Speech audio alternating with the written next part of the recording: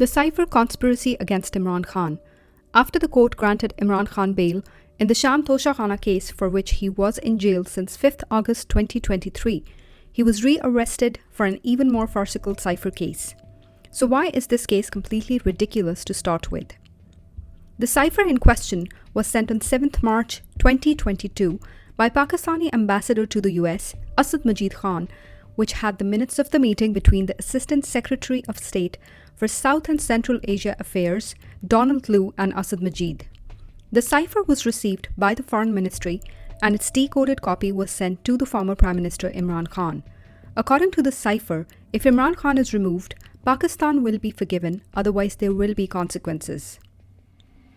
On 27th March 2023, Imran Khan revealed that threat given in the Cipher while addressing a big public rally in Islamabad.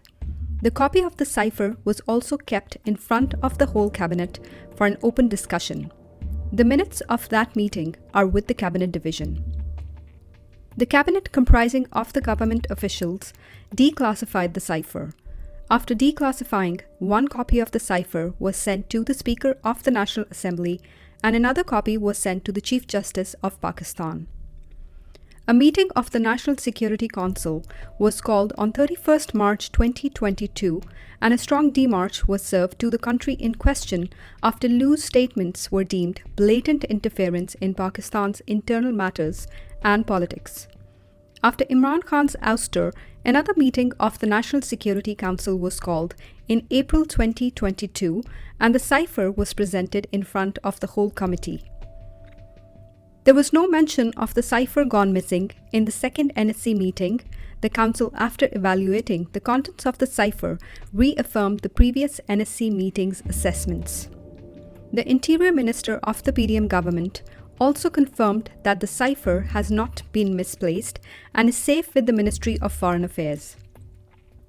The Cipher was made public by an American non-profit news organization called The Intercept in August 2023.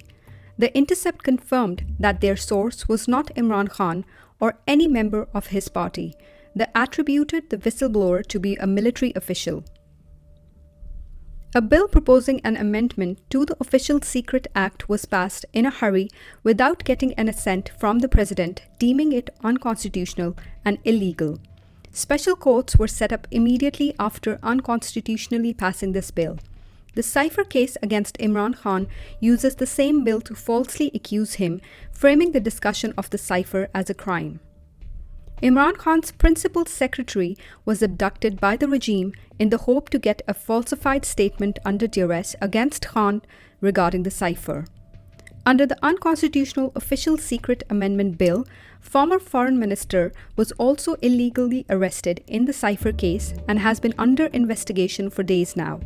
The FIA has not been able to produce any evidence against him or Imran Khan.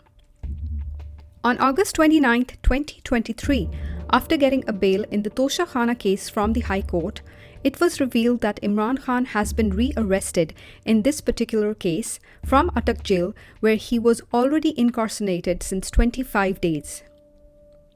Imran Khan was under arrest for at least 15 days in this case without him knowing, nor was his legal team notified about this illegal arrest. It was also revealed that Imran Khan will be tried in the same special court that was established on the basis of an unconstitutional amendment to the Official Secret Act. Imran Khan's physical remand was given without presenting him in any court, which is unlawful. Imran Khan's hearing was set without him or his legal team being notified, and instead of presenting him in a regular court, Attak jail was declared a special Official Secret Act court for all proceedings on this case. The jail proceedings were kept secret and no press and media was allowed to cover the hearing. Imran Khan's legal team also had to face resistance to enter the court to defend his case, denying him the right to a fair trial. The charges against Khan are misusing the Cipher for personal gains. But the threat in the Cipher was deemed a blatant interference in Pakistan's internal matters by 2 NSC meetings and a strong demarche was served. Imran Khan was removed from power. As per the threat in the Cipher, The content of the cipher later published by The Intercept also proved that it was, in fact, a direct threat to Pakistan. Then how did Imran Khan misuse the cipher for personal gains? The second charge against Imran Khan is exposing the communication in the cipher to unauthorized persons. But the cipher was declassified by the elected cabinet at that time, and so it was no longer an official secret. The third charge against Imran Khan is stealing, hiding, or confiscating the cipher. But this cipher was presented in the NSC meeting in April 2022. Moreover, the original cipher never left the Foreign Office and is safely lying with the Foreign Ministry, as confirmed by the Interior Minister. So former Prime Minister Imran Khan is being tried for leaking official secrets which were no longer secret after being declassified, and under an official secret amendment bill that never became the law as it never got the president's assent. In short, Imran Khan is being accused of telling people that another country sent a threat to Pakistan that if you did not get rid of your Prime Minister, then there will be consequences. Was it true? Yes.